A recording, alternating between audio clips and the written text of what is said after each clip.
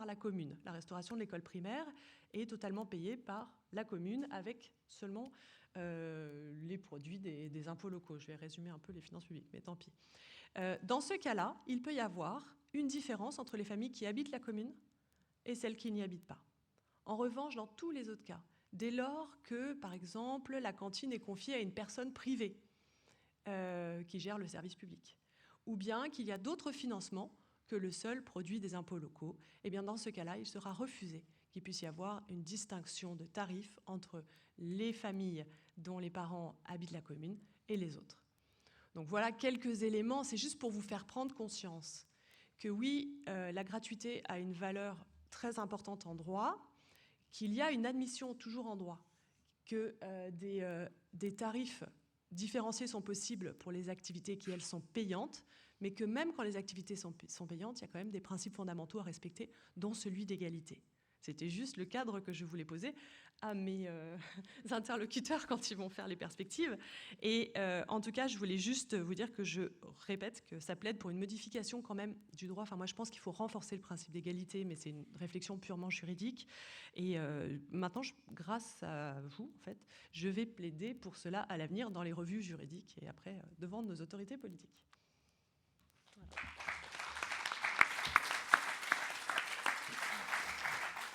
Merci beaucoup. Donc Stéphanie Enfray, vous êtes administratrice de la FCPE,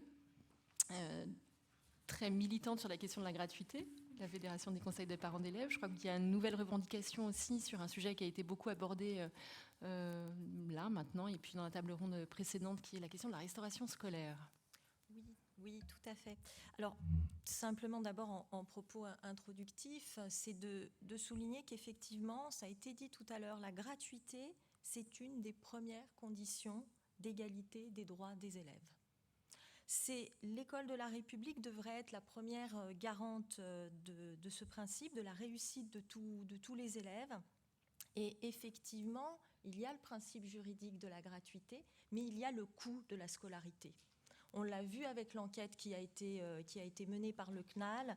C'est une véritable liste à la Prévert, ce coût de la scolarité, qui va du périscolaire, de l'accueil de loisirs qui n'a pas nécessairement été évoqué, les voyages scolaires, l'internat, les fournitures, le matériel sportif, les fameuses baskets d'intérieur, d'extérieur, et puis le matériel technique et professionnel. C'est autant de dépenses qui impactent le budget des familles et qui impactent le devenir des élèves.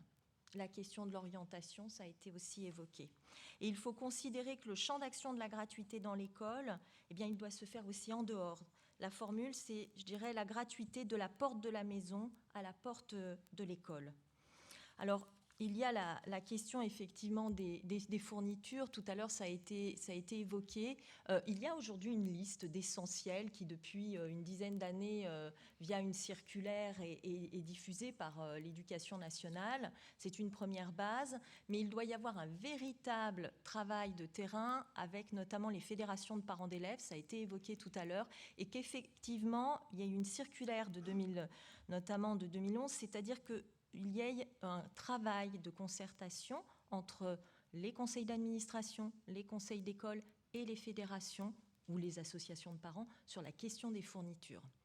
Je suis toujours très étonnée de voir des listes qui sont très, très, très étonnantes, très pléthoriques, y compris dans des filières où on a des familles majoritairement en difficulté, c'est notamment en classe de SECPA. Voilà. On a des classes de SECPA qui ont des listes de fournitures bien plus fournies. Vous évoquiez le cas tout à l'heure d'une trentaine d'euros. Effectivement, aujourd'hui en collège, on est sur 30, 35, 40 euros maximum. Sur les SECPA, vous pouvez multiplier par 2. Voilà. Donc, il y a un vrai travail à fournir en termes d'égalité. Ensuite, sur la question des manuels scolaires, effectivement, la gratuité, c'est jusqu'à la scolarité obligatoire. Aujourd'hui, dans les lycées, la plupart des régions s'orientent vers une gratuité, mais il y a la problématique qui a été évoquée du numérique. Quid aujourd'hui de cette question du numérique? Qui finance le matériel informatique? La question des licences, notamment, comment vont-elles être financées? la prise en charge et l'entretien du matériel, c'est aussi un élément qui nous importe, les assurances, l'accompagnement, que se passe-t-il en cas de panne, et puis les conditions de vie des élèves. C'est-à-dire qu'aujourd'hui, avec la question de la clé USB ou la question de l'accès au numérique, toutes les familles n'ont pas la même dotation, n'ont pas le même accès au numérique. Et puis, il y a aussi la question tout simplement de l'électronisme, qui aussi impacte les familles et donc les élèves. Il faut véritablement prendre ces éléments en compte, parce que sinon, c'est un effet désastreux sur la question de l'égalité. En matière de transport, alors je serai très rapide pour ne pas déborder sur le propos de madame qui représente la NATEP, mais simplement de rappeler qu'effectivement les transferts de compétences qui sont liés à la loi NOTRe, désormais, eh bien, quid des quelques départements qui pratiquaient la gratuité, effectivement. Là aussi, l'harmonisation risque de mettre en difficulté les familles qui donc déjà avaient peut-être des problématiques diverses et variées. Le transport scolaire doit faire partie intégrante des éléments qui garantissent l'accès à la scolarité. Très clairement, la gratuité, elle est indispensable dans ce domaine pour éviter qu'aux inégalités géographiques qui ont été évoquées tout à l'heure s'ajoutent des inégalités financières et ainsi que des inégalités sociales. Le coût des transports pèse sur le choix, cela a été dit tout à l'heure, d'orientation des élèves. Et en 1997, effectivement, on signait avec 22, je crois 40 autres organisations la charte de la gratuité, et on soulignait à cette époque-là que la période était marquée par les difficultés économiques et sociales grandissantes. Et bien 2 décennies plus tard, nous devons défendre plus que jamais cette gratuité des transports scolaires. Alors, il y a aussi bien sûr les internats, qui là aussi, je dirais, sont un autre élément d'inégalité sociale. Et la réforme des lycées, d'ailleurs, va sans doute impacter aussi de manière forte les budgets des familles, parce qu'avec le choix des spécialités, eh bien, certaines familles vont peut-être être contraintes du choix de l'internat. Donc ça aussi, c'est un élément à souligner. Alors, le dernier point, c'est la restauration. Effectivement. Alors notre fédération, elle rappelle inlassablement que, ça a été dit tout à l'heure, eh bien, certains enfants arrivent à l'école en ayant faim. La cantine est souvent le seul repas qu'ils font de la journée. Et le rapport qui a été évoqué tout à l'heure sur grande pauvreté et réussite scolaire l'avait bien souligné, que les enfants des familles les plus pauvres qui n'avaient pas accès à la cantine, même les moins chers. Et donc, partant de ce postulat, de ce constat, il est essentiel aujourd'hui de faire de la restauration scolaire un élément essentiel de gratuité, très clairement. Je rappelle les témoignages qu'il y avait dans le rapport Grande Pauvreté. C'était des témoignages qui soulignaient quoi? Ça a été dit tout à l'heure, que le montant de la bourse ne suffisait pas à payer la restauration scolaire.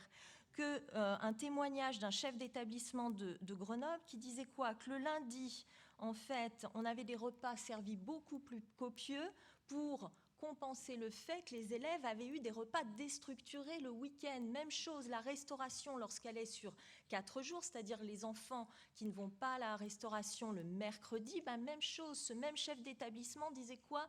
Eh bien, on donne davantage à manger le jeudi parce qu'il y a eu une journée sans repas structuré. Et il repérait aussi, d'autres chefs d'établissement repéraient quoi? Que le vendredi, eh bien, il y avait une razzia, si je puis dire, sur le pain parce que les enfants emmenaient à manger chez eux. Et on a tous des témoignages en tant que parents militants de familles qui vont vous dire quoi? Non, moi, je ne peux pas inscrire mes enfants à la cantine. Je fais le choix qu'ils ne mangent pas parce que je n'ai pas les moyens. Il y a ceux qui vont être ensuite exclus de la restauration pour impayés, ou qui vont choisir, écoutez, je ne mangerai que, mes enfants ne mangeront que 2 jours au lieu de 4, pour pouvoir, je dirais,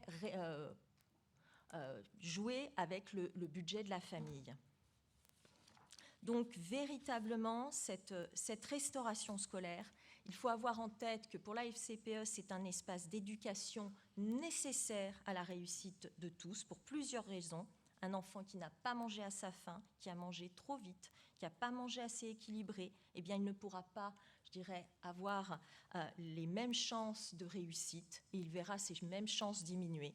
Que la restauration doit être un espace d'éducation comme les autres et donc doit devenir du coup gratuit.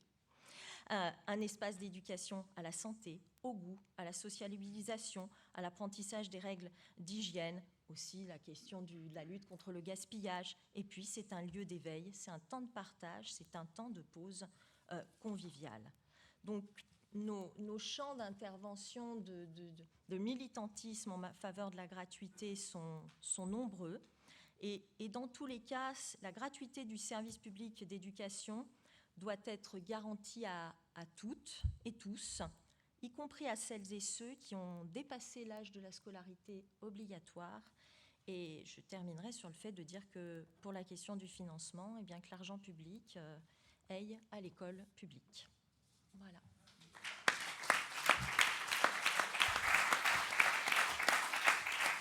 Merci beaucoup. Donc, Stéphane Crochet, tu es secrétaire général du syndicat des enseignants. Donc, avant de réagir sur les propositions de la gratuité de la cantine, etc., est-ce que tu peux nous parler un peu de la formation que les enseignants, que les CPE, que les surveillants, les AESH ont sur comment est-ce que on peut repérer des familles en difficulté, comment est-ce que la question de la gratuité, le principe même de gratuité est pris en compte dans la formation des enseignants ou pas. Voilà. J'aborderai la question sous l'angle de la formation, mais du coup sous l'angle de ce qui nous manque, mais pour lequel on n'est même pas forcément conscient que ça nous manque quand on est enseignant ou acteur. Et je l'aborderai sous les deux angles. La question de l'argent vu de la classe, vu de l'enseignant, et puis je voudrais parler, alors tranquillement, mais de l'économie grise autour de l'école, cette école qui brasse beaucoup d'argent, qui en demande beaucoup, sans forcément en être consciente. Et puis, je ferai le lien avec cette question de la gratuité de la restauration, de la gratuité du transport, qui sort un peu du champ de compétences directes des enseignants, mais enfin quand même qui doit être au cœur de nos préoccupations. L'argent à l'école, finalement, c'est un tabou. D'ailleurs, l'argent dans la société assez régulièrement. Et donc, on en traite régulièrement et on en parle rarement jusqu'au bout de ce que ça veut dire pour nos élèves. Quand on devient enseignant, on n'est pas formé à ces questions d'argent. Et une des surprises quand on devient enseignant, c'est le temps que l'on passe à se préoccuper d'argent à l'école. On est formé à faire des projets, à avoir des idées, mais du coup, l'histoire, vous savez, quand on a des idées, pas de pétrole et ainsi de suite, justement, ou au contraire, à l'école, quand on a des idées, du coup, il n'y a plus qu'à trouver le pétrole. Et là, c'est le concours d'inventivité. 1 euro par-ci, 2 euros par-là, un marché de Noël, donc, un marché d'automne, un programme de spectacle payant à l'entrée, une fête de fin d'année où on cherchera à rentabiliser toutes les actions qui seront menées, mais aussi une vente de bulbes. Vous savez, ces petites plantes, alors 2 fois par an, à l'automne et au printemps, ça marche mieux à l'automne qu'au printemps. Donc nos enfants, nos élèves qui vont repartir avec leur petit carnet de commandes, 5, 6. Et là, à nouveau, la grande inégalité entre nos élèves à qui on demande tranquillement de repartir avec leur petit carnet pour aller vendre des bulbes dans leur entourage, et la grande inégalité des entourages des uns et des autres. Nous, les enseignants, en général, ça va assez bien. Nos enfants, à nous, ils vont voir papy, mamie, voir le voisin, la voisine, et le chèque de 10, 15, 20 euros, ça tombe assez facilement, pendant que les enfants de milieux défavorisés, donc le milieu défavorisé, c'est autant la famille que le voisinage, que le réseau, ils en font quoi de leur petit catalogue de vente de bulbes et comment ils reviennent à l'école, comment ils reviennent au collège, au lycée, en n'ayant pas trouvé d'argent pour financer la sortie, pour financer la classe transplantée. Bref, combien de fois mettons-nous nos élèves en difficulté sans l'avoir voulu, parce qu'on n'y a pas réfléchi, parce que d'ailleurs, d'abord, souvent, ce n'est même pas l'objet d'une réflexion collective. Mais là aussi, il y a vraisemblablement une grande différence en fonction des endroits où on travaille, et peut-être que les endroits où on est le plus violent sans le vouloir envers les élèves sont les endroits qui rencontrent globalement le moins ces difficultés sociales. Quand on discute avec nos collègues en éducation prioritaire, par exemple, ils sont plutôt très conscients de ces sujets-là et de ces enjeux-là, et donc on travaille autrement, on fait autrement. En revanche, dans un milieu classique, dans une école très ordinaire, on peut oublier qu'au milieu de la classe, ça ne se voit pas, et puis tant mieux, mais est-ce que c'est à nous de mettre en difficulté ceux pour lesquels, justement, la question ne se pose pas de leur appartenance sociale ou de leurs difficultés de milieu? Eh bien, ces sujets-là, ils ne sont absolument pas préparés. Ils ne sont pas préparés dans la tête des professionnels que nous sommes, qui sommes avant tout des professionnels de la pédagogie, de la séquence d'apprentissage, du projet qui a du sens, sans pour autant avoir levé toutes ces questions-là, qui sont des questions alors de droit, vous le disiez, entre la question du facultatif et de l'obligatoire, avec presque du coup le truc un poil tordu qui est que lorsqu'on fait une sortie scolaire qui dépasse le temps scolaire, il faut l'obligation, il faut l'autorisation de la famille et que la famille ait signé, ce qui du coup nous autorise à lui demander 2 € pour cette sortie. Voilà. Donc on n'y est pas formé en termes de droit, on n'y est pas formé en termes de questionnement, qu'est-ce que ça veut dire pour les familles, et on n'y est pas formé non plus en termes d'éthique, et c'est là que je ferai le lien avec la question de la gratuité. On a entendu tout à l'heure gratuité et participation symbolique de 1 €. Donc c'était la parole d'une élue, et que l'on soit d'accord avec elle ou pas, c'est un positionnement politique d'élue, que cette élue, elle-même ou que d'autres qu'elle pourrait représenter, assumera devant ses électeurs. Mais pour autant, ces questions de gratuité, de participation symbolique, moi je l'ai parfois entendu de la bouche de collègues qui peuvent tenir à ce qu'il y ait une participation symbolique. Ben là, ça devient un choix politique. Ça devient un choix politique que pour autant, nous n'avons pas d'espace collectif pour l'assumer. Et je finirai sur... on a beaucoup parlé du second degré, et les sujets se posent tout à fait dans le second degré. Ils se posent aussi tout à fait dans le premier degré. Dans le premier degré, nous n'avons même pas la structuration administrative, même pas l'instance légitime, le conseil d'administration, qui peut prendre de façon transparente, démocratique, des décisions quant à l'usage de l'argent à l'intérieur de l'école. Et donc là, on a une boîte à inventivité, une boîte à risque pour nos élèves. Bref, donc tout ça pour dire qu'à défaut de pouvoir résoudre dans l'immédiat tous les sujets, il faudrait au moins pouvoir en être pleinement conscient, y être pleinement préparé et savoir de quel niveau relèvent tous ces sujets pour qu'on puisse agir au mieux pour nos élèves. Et je finirai sur la question de la gratuité. Il y a une forme d'hypocrisie d'abord sur cette fameuse économie grise à l'école, finalement d'une certaine façon, et en partie la collectivité, mais quand je dis la collectivité, c'est pas nécessairement la collectivité territoriale, c'est la collectivité au sens le plus large, est en partie contente que l'école bricole pour trouver des financements, parce que la question des financements, c'est toujours difficile, donc il y a donc une forme d'hypocrisie à ne pas regarder cet argent qui circule dans tous les sens à l'école. Et peut-être que pourrions être suffisamment mûrs dans notre pays riche pour aborder vraiment très concrètement la question de la gratuité de la cantine, de la gratuité du transport scolaire. Il y a des questions d'éducation, il y a des questions de santé, il y a des questions d'écologie. Et peut-être que, moi je ne parle pas des impôts locaux, comme disait madame tout à l'heure, mais moi je parle de nos impôts à nous. Est-ce que dans notre pays riche, nous n'avons pas les moyens de faire en sorte que tous les élèves viennent à l'école sans avoir à se préoccuper, sans qu'il n'y ait quelque part un nuage sur la question de combien ça coûte pour venir et combien ça coûte pour manger.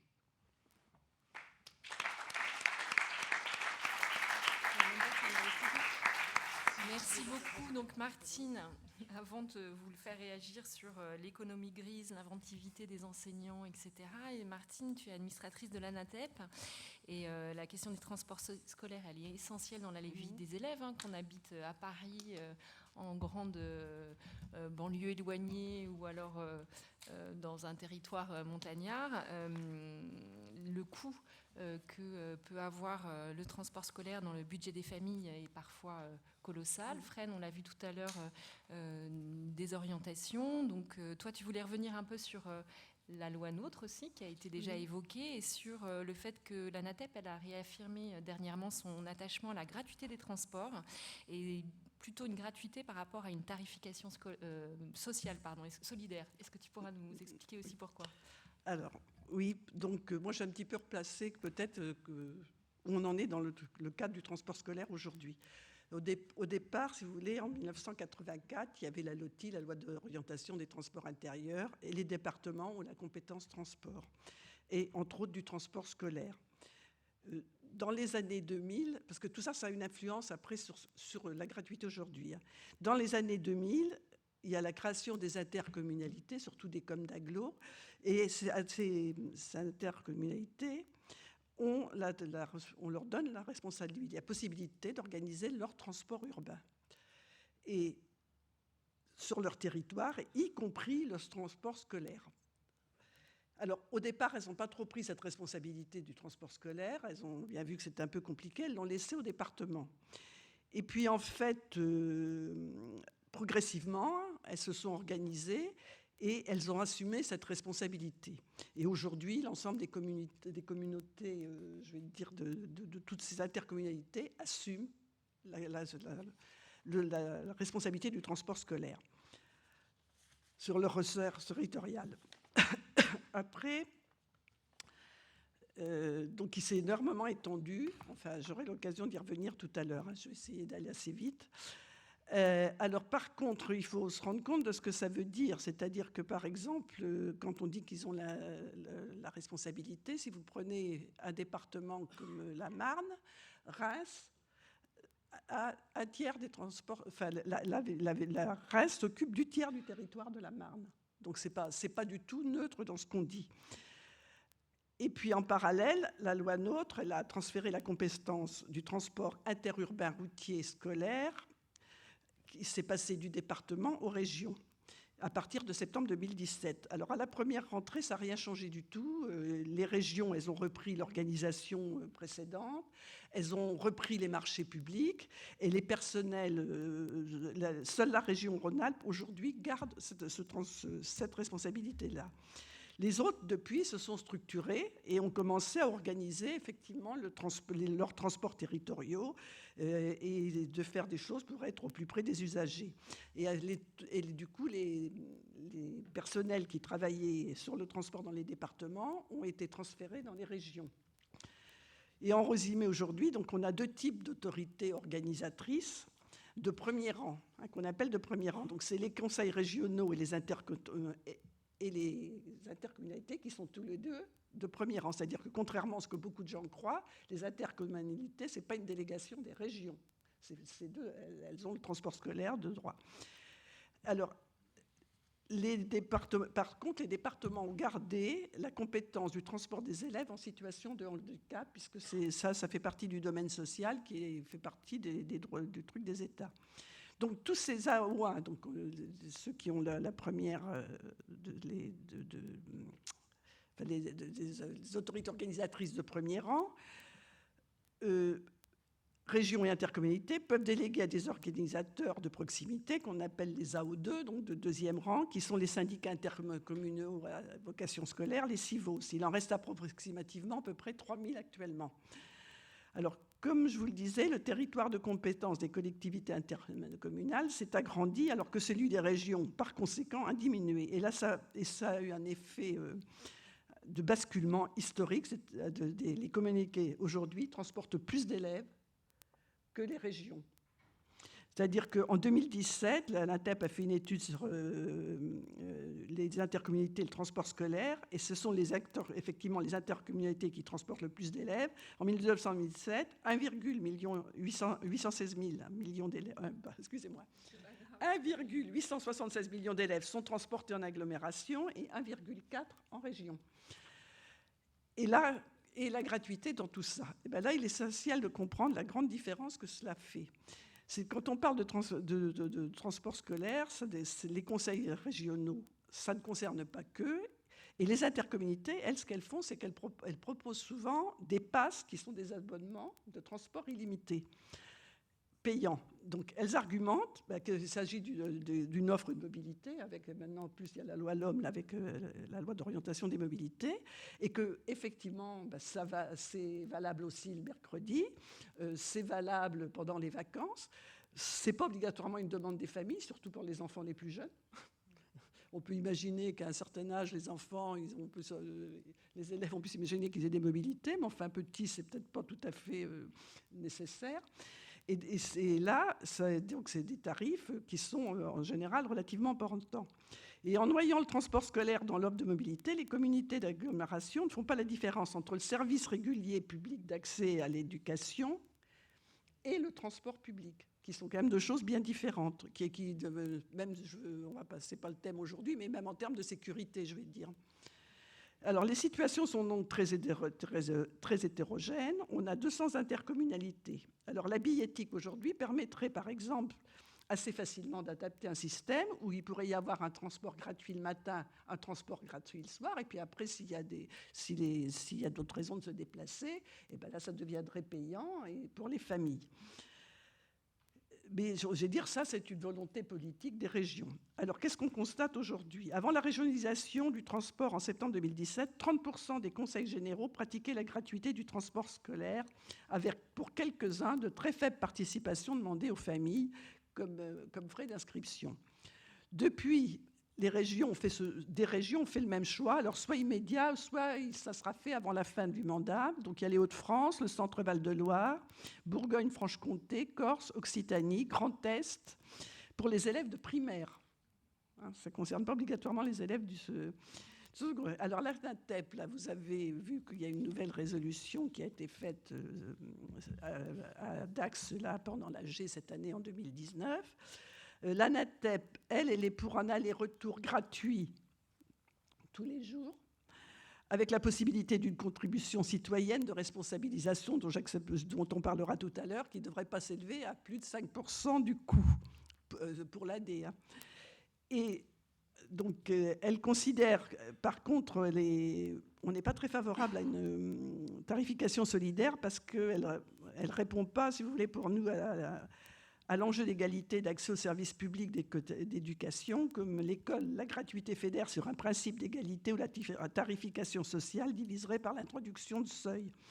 La gratuité du transport d'élèves répond à un enjeu social, éducatif et d'aménagement du territoire. Ce n'est pas un choix de gestion.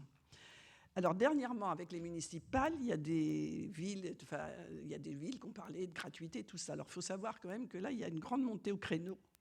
C'est des organisations en charge de transport public, des groupes de transport, etc., qui fustigent cette gratuité, qui s'y opposent fermement. On peut être surpris aussi de voir que la FNOT, qui normalement défend les usagers, est contre aussi. Alors voilà, donc afin d'éviter les amalgames qui nuisent à la lisibilité des objectifs, l'ANATEP insiste sur le fait que la gratuité du transport scolaire ne doit pas être assimilée à la gratuité du transport public, car toutes deux relèvent de problématiques distinctes. Alors je ne sais pas, est-ce que tu souhaites que j'explique tout de suite l'histoire des 5%? Non, il nous reste 10 minutes, on va peut-être faire un petit échange. Je ne sais pas si Madame Gay-Philippe veut déjà réagir en premier par rapport aux propos qui ont été tenus sur l'économie grise, sur la restauration gratuite, sur la tarification solidaire, etc. Et puis peut-être qu'on passera un petit peu la parole à la salle. Non ? Oui ? Non ? Pas spécialement ? Très bien. Passons aux questions. Eh bien, allons-y. Passons aux questions, alors.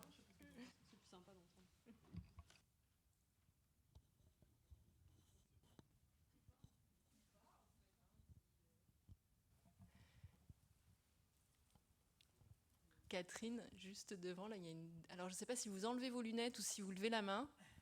Ah oui, vous levez la main. C'était un peu timide, alors je ne savais pas trop. Je voyais. Non. Bonjour, Françoise Barthélémy. Alors moi, je suis directrice nationale adjointe de l'UNSS, de formation prof de PS, et j'ai enseigné 25 ans dans l'Académie de Créteil, dont 20 ans à Bondy, cité scolaire. Donc je plante un peu le décor parce que quand on dit UNSS, parfois on oublie qu'on ne fait pas que organiser des programmes et des compétitions. Alors, il y a quelques années, on a mis en place un dossier qui s'appelle Implication des parents. Implication des parents, derrière lequel il y a plutôt un travail, un programme, des échanges avec les fédérations de parents d'élèves notamment, pour faire en sorte d'aller à la rencontre des parents et de faire venir dans l'école les parents qui sont loin de l'école. Bien évidemment, à travers l'association sportive, puisque l'UNSS, nous gérons les associations sportives des collèges et des lycées. Tout à l'heure, la précédente table ronde précisait bien que souvent les parents en difficulté, les élèves en difficulté étaient aussi des parents qui étaient loin de l'école. Et l'objectif est d'établir un climat de confiance entre les parents qui souvent, parfois, ont soit de mauvais souvenirs de l'école, soit se sentent un peu, un peu stigmatisés. Et ça, l'objectif, bien évidemment, pour aider les enfants, c'est de faire en sorte que les parents puissent se sentir en confiance. Et pour qu'ils se sentent en confiance, eh bien, il faut qu'on aille expliquer, donner de l'information et qu'on puisse justement établir tout ce circuit d'information avec les fédérations de parents d'élèves. Donc depuis 3 ans, 4 ans, nous avons des rencontres et on essaie de trouver des solutions pour que cette information, elle passe. Tout à l'heure, monsieur l'a bien dit, dans la formation des enseignants, on n'a pas forcément toutes ces billes-là. On bricole souvent quand on est enseignant pour trouver des fonds. Et ça, c'est pas normal, bien évidemment. Tous les enfants doivent avoir ce pied d'égalité. Donc quand vous parliez d'égalité, moi, ça me faisait penser à l'égalité devant l'information. Parce que cette information, visiblement, ils l'ont de moins en moins. Et encore moins, vous l'avez bien dit, avec le numérique. L'égalité devant les demandes, donc les demandes d'aide. Devant les activités périscolaires. Alors j'étais un tout petit peu étonnée dans l'enquête de l'IFOP tout à l'heure. Le peu de différence entre le coût des activités en club, les activités sportives j'entends, et des activités périscolaires. Je trouvais que l'écart n'était pas très important. Bon, après j'ai retrouvé un coût de 39 € un peu plus en adéquation. Et l'égalité devant l'orientation scolaire, et je finirai là-dessus. Cette orientation, elle dépend de tout ce qu'on a établi sur ce mieux vivre ensemble en amont à travers des portes ouvertes, des portes festives. Parce qu'en collège et en lycée, les parents, on les voit très très peu, sauf quand c'est, j'ai envie de dire, obligatoire où on les convoque pour les bulletins. Alors qu'en primaire, il y a plus de festifs, on les voit plus et on communique mieux. Donc ouvrons ces portes, que ce soit du sport, que ce soit de la chorale, que ce soit du théâtre, mais que ces portes festives, peut-être en étant mieux ouvertes, permettent cette communication et cette aide un peu plus efficace. Merci beaucoup. Alors, Jean-Claude Montagne, devant. Moi, je remercie d'abord Madame Gay-Philippe de nous avoir permis de comprendre le droit. Ça me donne envie de m'y mettre, donc il n'est jamais trop tard. Et j'ose espérer que je bénéficierai de la gratuité, bien évidemment. Bon, ceci étant dit, je crois que vous nous avez démontré que tous les aspects de la gratuité de tout ce qui relève de l'éducation. Question maintenant, juridiquement, quelles sont les armes, possibilités d'intervention d'un individu et ou des organisations pour imposer justement le principe d'égalité, le principe de gratuité, qui pour moi est fondamental parce que c'est une mesure discriminatoire. La non-gratuité est une mesure discriminatoire à l'égard d'un certain nombre d'élèves.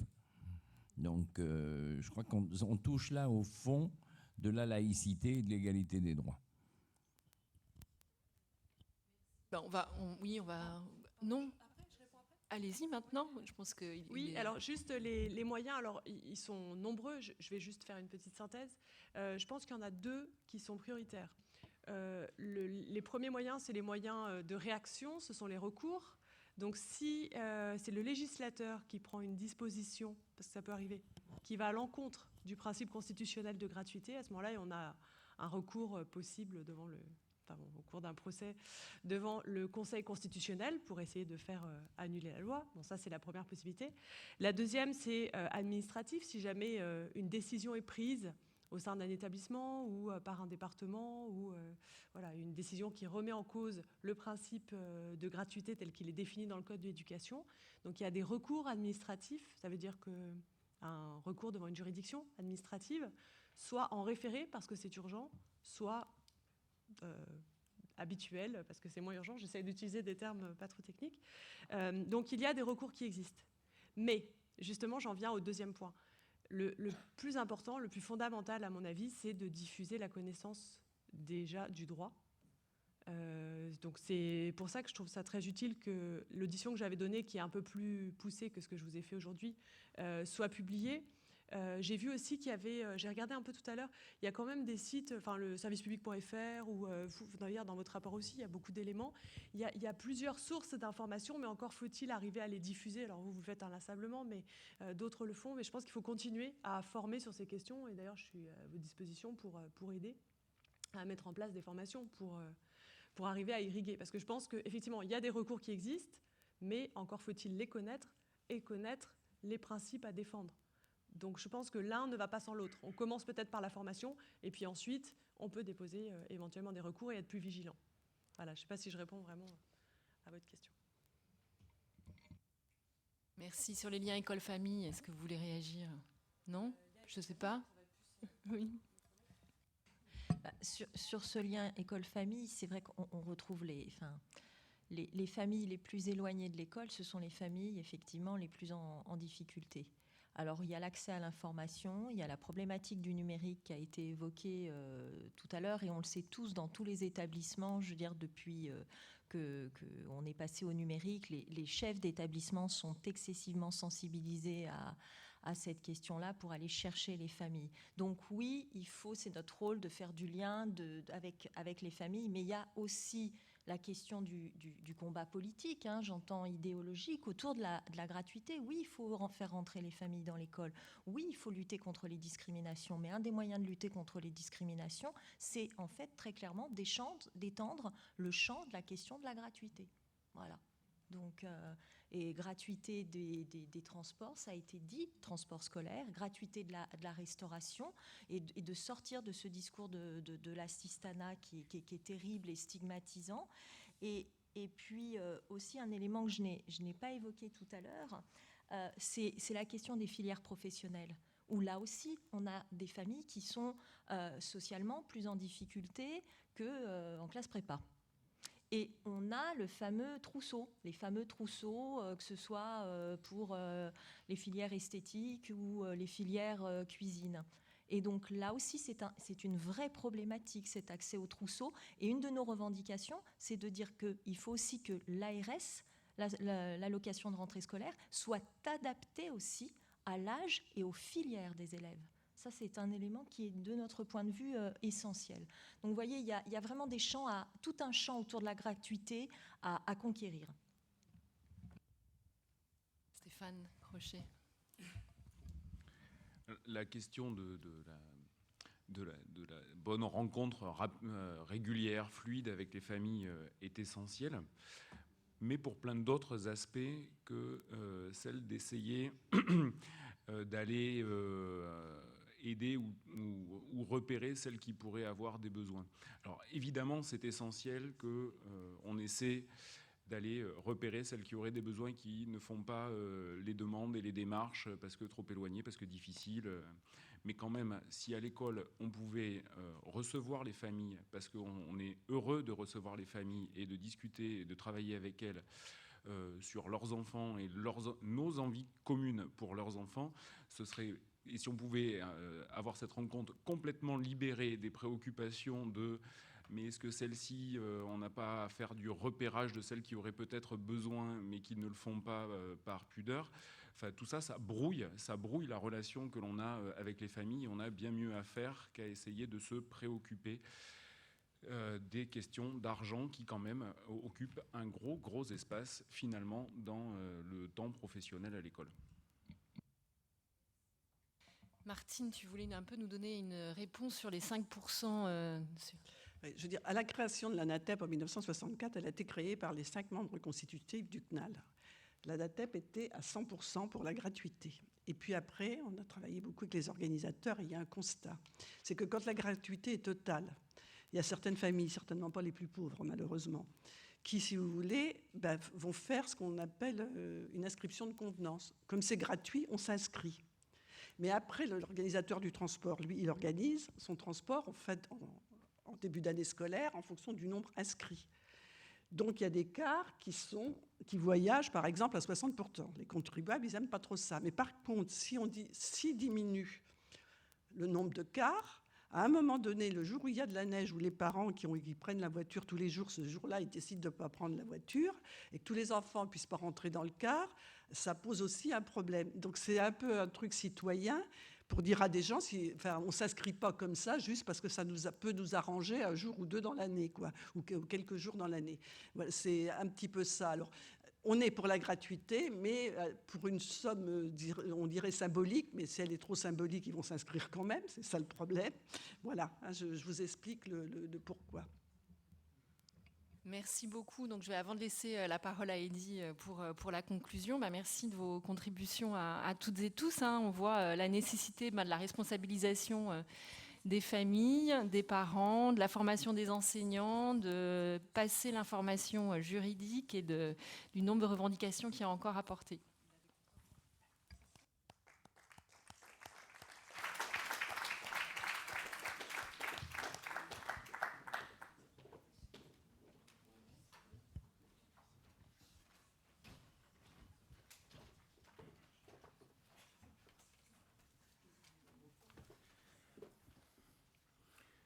Bon, nous voilà au terme de ce colloque.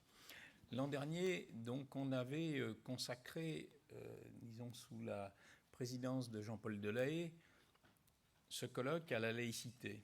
Et donc la gratuité interpelle le CNAL autant que bien sûr que la laïcité et l'obligation scolaire comme le premier des 3 principes fondateurs pour l'égalité en éducation prônée par les bâtisseurs de l'institution publique afin d'instruire et d'éduquer des citoyens libres, autonomes, responsables et tout à la fois doués d'intelligence et d'esprit critique. La gratuité est un coût pour la puissance publique et la République, mais n'est-ce pas là un investissement pour le vivre ensemble de futurs citoyens, comme l'énonce Mathilde Philippe-Gay? Elle dit effectivement, on part du principe que l'école est gratuite et pourtant elle a un coût pour les finances publiques, mais aussi pour les familles, ce qui pose évidemment la question de l'égalité. La gratuité est donc avant tout une question d'égalité. Notre société cultive l'individualisme et nous incite à nous centrer et nous replier toujours plus sur nous-mêmes. Au nom de la liberté, de l'autonomie, la tentation est grande de flatter l'individualisation du rapport à l'école. Ne s'agit-il pas, là, des prémices d'une marchandisation qui, sous l'alibi du libre choix, donc, encourage l'individualisme, trouve refuge dans des écoles communautaristes financées par la puissance publique? En effet, comment ne pas parler, effectivement, même si on ne l'a pas évoqué, de ce paramètre important du dualisme scolaire dans la question de la gratuité. Et donc on a vu, effectivement, une évolution de ceux qui revendiquent aujourd'hui la parité et qui rejetaient hier la gratuité. La gratuité votée le 16 juin 1881, première des lois Ferry, après celle sur les écoles normales, est à l'origine combattue par l'évêque Frépel, au prétexte fallacieux que l'on ferait financer l'instruction des riches par les pauvres. Le 11 décembre 1921, sur une proposition de loi tendant à accorder des bourses aux élèves de l'enseignement secondaire privé, l'abbé Lemire, lui, fit une intervention que nous ne pouvons qu'approuver. Il dit en effet « Je n'admets pas que l'on mendie sous une forme quelconque l'argent de l'État quand librement on s'est placé en dehors de lui. C'est ce que vous ne voulez pas, moi non plus. Je suis de ceux qui sont tellement soucieux de la liberté qu'ils veulent la conserver complète, intacte. Je ne puis supporter sur ma liberté un contrôle quelconque. Or, si je prends de l'argent à l'État, demain, il pourra me faire subir un contrôle. L'État se devra lui-même d'imposer ce contrôle, car il ne peut pas donner son argent à n'importe qui pour n'importe quoi. Je veux la paix dans nos communes. Je veux que l'argent de tous aille aux écoles ouvertes à tous. Si l'on veut un enseignement spécial, distinct, à part, on est libre, complètement libre, et de cette liberté, je me contente. En me contentant d'elle, je la sauve. Voilà un propos, effectivement, donc, voilà, que l'on peut qu'approuver, nous, au CNAL. Aujourd'hui, l'enseignement catholique revendique la parité, et demain, bien d'autres le feront également. La parité n'est pas une fin en soi, dit l'enseignement catholique, elle est le moyen d'être en cohérence avec la mission qui nous est confiée par l'Église et l'État. N'est-ce pas là faire de l'État un missionnaire de l'Église ? On est ainsi passé de l'égalité entre chaque citoyen à la parité communautariste. L'État ne peut assumer des choix particuliers qui cultivent un système prosélyte subventionné. La gratuité comme principe fondateur de l'école publique laïque est de plus en plus dévoyée et dégradée en une revendication d'un droit pour financer à parité des réseaux communautaires d'éducation ou détournés dans la logique libérale du chèque éducation. La gratuité de l'enseignement dispensé dans les écoles publiques est de moins en moins honorée au regard du devoir constitutionnel de l'État. Donc, pour le seul, bien sûr, enseignement public, comme il est dit dans notre Constitution. Ce principe fondamental de la gratuité, de plus en plus battu en brèche, résulte donc des lois du 16 juin 1881 pour le primaire, mais aussi de la loi du 31 mai 1933 pour le secondaire. L'égalité est une injustice pour les tenants du libéralisme et du séparatisme communautaire scolaire financé par cette puissance publique. Les libéralités institutionnelles obèrent la gratuité de l'école en sacrifiant l'intérêt général pour des privilèges particuliers. Ne cherche-t-on pas à ruiner les principes fondateurs de l'école avec le dessein non dissimulé de la privatiser ? Et ainsi, donc, même à l'intérieur de l'Église, l'évêque Claude d'Agens témoigne lucidement, il n'y a par conséquent, semble-t-il, plus de sens pour que l'Église occupe ce terrain, celui de l'éducation, sinon au risque de se laisser instrumentaliser au service d'une logique de privatisation en mettant à la disposition des privilégiés des systèmes privés de soins et d'éducation. Depuis 1984, au nom du libre choix du parent client, on a individualisé le rapport à l'école pour l'inscrire dans une logique libérale communautariste et marchande soumise aux exigences de l'économie. L'opinion néglige l'impact économique et social d'une société éclatée, comme le décrit Jérôme Fourquet dans son livre « L'archipel français ». Cette opinion finit par s'accoutumer de cette approche exclusivement consumériste, au point de ne plus voir ce qu'elle a d'inapproprié au regard des missions originelles assignées à l'école publique et son lien consubstantiel avec les principes républicains. Donc la gratuité de l'école est un projet collectif. En 2007, pourtant, le site libre.org s'adressait au président de la République nouvellement élu pour abroger cette gratuité de l'école. Et donc, il disait, c'est d'une refonte complète du système éducatif qu'il s'agit, puisque l'on passe du monopole d'État à la concurrence par la qualité et le prix, puisque l'on abandonne la gratuité pour lui substituer le contrat. Ce risque existe. Il est évoqué lors de son audition par Louis Morin, directeur de l'Observatoire des inégalités. Au-delà de tout cela, et je vais arriver à la notion de marché et de marchand, en quoi l'école française est-elle marchande ? Finalement, ce n'est pas par ses tarifs, mais par son fonctionnement compétitif. Elle est fondée sur la compétition des uns contre les autres et par des valeurs de coopération.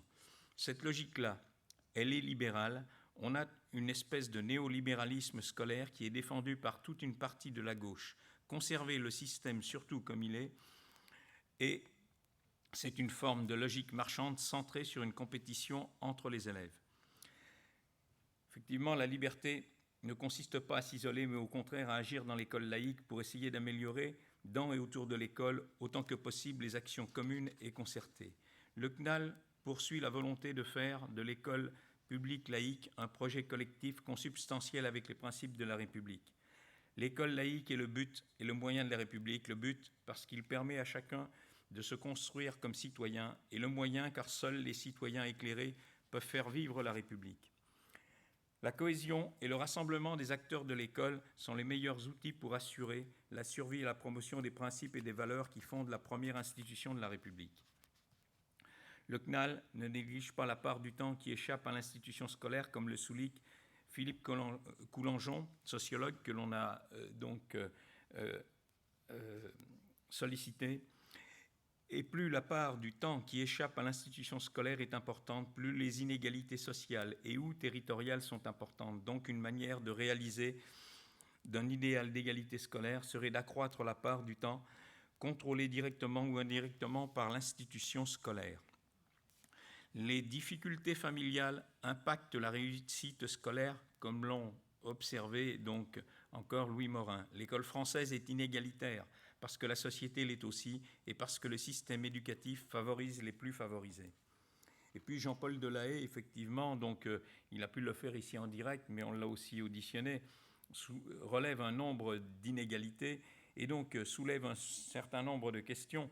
Donc je ne vais pas reprendre un certain nombre de ces questions, mais on le retrouvera effectivement dans cette publication qu'on a l'intention de faire. Et Jean-Paul a raison de tirer le signal d'alarme quant au déficit chronique de médecins scolaires, infirmières scolaires et assistants sociaux, avec des conséquences sur les élèves. Cette pénurie a des conséquences auprès des enfants et des familles, surtout les plus démunis. Les droits des élèves ne sont pas respectés. Le service public d'éducation n'assure pas correctement sa mission de promotion de santé. La précarité sociale accroît les risques sanitaires et le non-recours aux soins. L'éducation à la santé et à l'école devient alors un sujet fondamental pour le bien-être de centaines de milliers d'élèves. Donc cette grande pauvreté est aussi un souci partagé par Marie-Alette Grard d'ATD Carmonde qui nous dit « La grande pauvreté, on n'y tombe pas du jour au lendemain, c'est vraiment un cumul de précarité. Ce sont des personnes qui ont des soucis dans le domaine du logement, de l'emploi, de la santé, de l'éducation. » Voilà.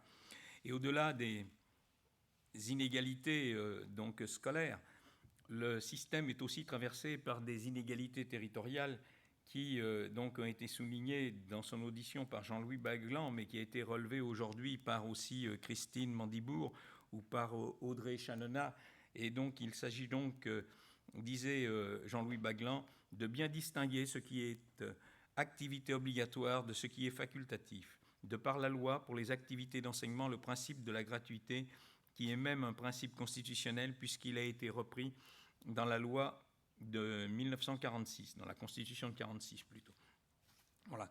Et donc, de ce point de vue, dit-il, la question de la gratuité ne se pose pas puisqu'elle est prévue de la maternelle au post-bac. Donc, on ne peut faire ici reposer les difficultés sur les enseignants, bien sûr, comme l'a souligné tout à l'heure Rémi dans son propos présentant l'enquête, et plus généralement donc les équipes éducatives qui consacrent de l'énergie et de leur temps pour organiser dans le cadre scolaire des actions pédagogiques et permettre à tous les élèves d'y participer. La gratuité du service public laïque d'éducation, principe intangible, obéré par le financement du pluralisme scolaire, reste encore un objectif politique à atteindre, comme le souligne Jean-Paul Scott. Le principe de gratuité de l'enseignement, dit-il, fruit de 2 siècles de lutte sociale et culturelle, relève donc encore de l'ordre des objectifs politiques plus que du droit positif. Il est un des droits des citoyens et donc un devoir de l'État. Mais les législateurs ont tendance à le remettre en cause en raison de son considérable enjeu financier. Donc, je crois qu'aussi il faut joindre à cette conclusion, bien évidemment, les présentations qui ont été faites du sondage de l'IFOP, mais aussi de l'enquête, disons, par Rémi Sirvent. Donc cette enquête, peut-être pour souligner quelques points, 52% des professionnels interrogés nous disent que les familles sont sollicitées pour acheter des fournitures scolaires de base. Ils estiment que les familles dépensent en moyenne 25 € par an pour leur achat. 26% aussi des répondants observent que les familles sont en difficulté pour financer ces dépenses. 42% des personnels indiquent que les familles sont sollicitées pour participer aux frais occasionnels des sorties pédagogiques. Quand les familles financent ces activités, le coût moyen annuel par enfant est donc estimé à 13,50 €. 42% aussi des professionnels estiment que les familles sont en difficulté pour financer ces dépenses. Donc pour le second degré, on voit bien aussi là que 93% des personnels de direction interrogés nous disent que les familles sont sollicitées pour acheter des fournitures de base correspondant à l'orientation et aux spécialités de l'élève. Le coût moyen pour ces dépenses est estimé à 135 € par enfant et par an. 86% des responsables d'établissements estiment que les familles sont en difficulté pour financer ces dépenses. 56% des professionnels interrogés nous répondent que les familles sont sollicitées pour participer aux frais occasionnés lors des sorties pédagogiques. Et le coût moyen pour ces dépenses est estimé à 29 € par enfant et par an. 82% des professionnels estiment que les familles sont en difficulté pour financer ces dépenses. Et 92% des personnels de direction précisent que les familles sont sollicitées pour participer financièrement au voyage scolaire. Le tarif, donc modulable en fonction des revenus de la famille, dans 27% des cas seulement. Et 57% des professionnels qui ont répondu au questionnaire nous disent que des élèves ne participent pas à un voyage scolaire pour des raisons financières. C'est bien sûr beaucoup trop. On ne peut ici faire reposer les difficultés donc sur ces enseignants, comme on l'a dit tout à l'heure, et donc qui consacrent beaucoup d'énergie. Autre information à intégrer dans la conclusion de ce jour, le sondage bien sûr de l'IFOP est donc réalisé et présenté ici par Jérôme Fourquet. Retenons aussi quelques pistes pour réactualiser une partie des revendications formulées dans la charte pour la gratuité initiée en 1997 par la FCPE et signée par 40 organisations, donc les 5 organisations du CNAL. Et donc parmi ces propositions,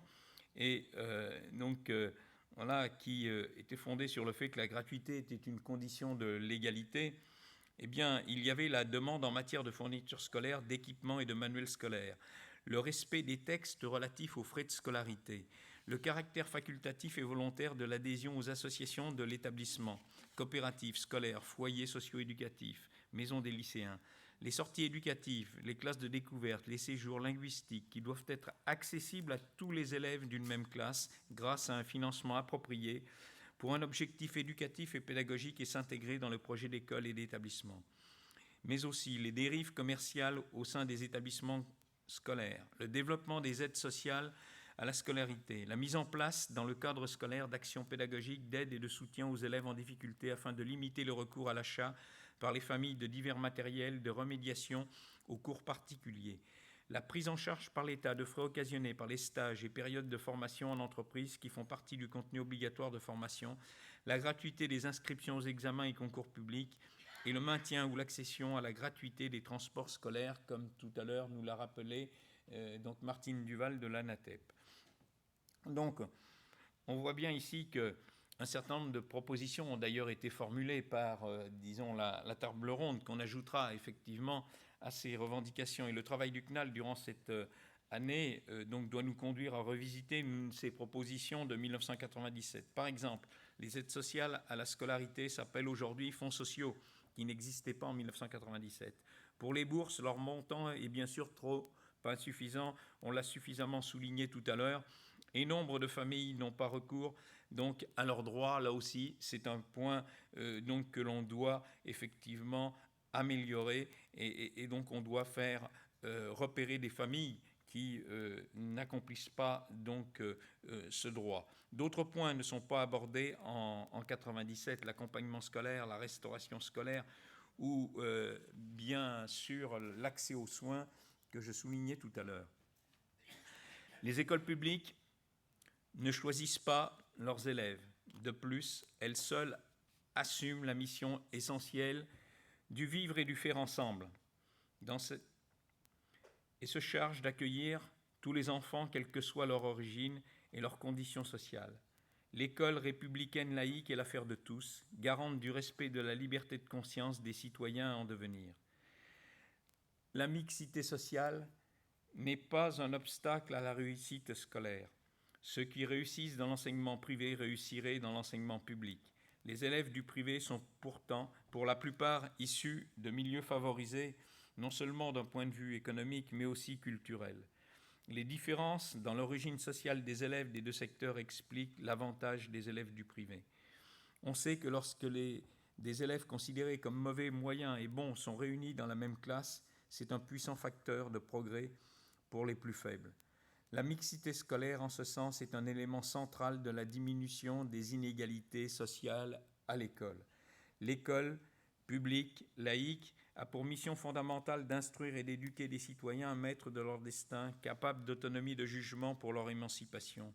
Elle a aussi mission d'œuvrer à la prise de conscience d'une appartenance à la République, aux principes qui la fondent, donc, dont la citoyenneté.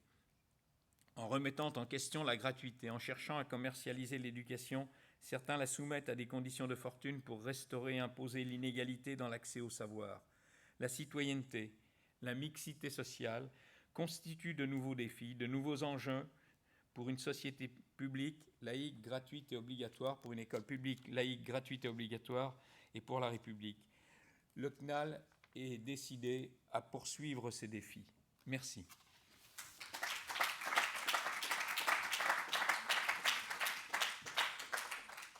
Voilà, donc, nous publierons, comme on l'a dit, ces